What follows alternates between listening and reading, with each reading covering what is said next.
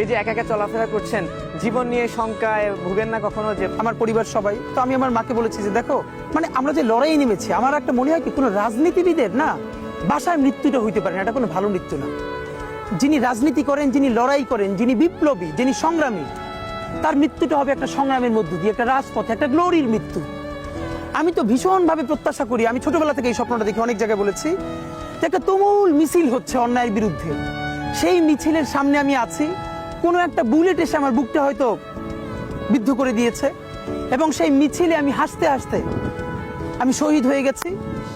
এবং সবাই যখন মৃত্যুটাকে ভীষণ ভয় পায়, আমি তখন হাসতে হাসতে আল্লাহর কাছে ভীষণ সন্তুষ্টি নিয়ে পৌঁছতে চাই যে আমি একটা ন্যূনতম ওই জীবনটা লিড করতে পারলাম, যে আমি একটা ইনসাফের হাসি নিয়ে আমি আমার আল্লাহর কাছে পৌঁছতে চাই।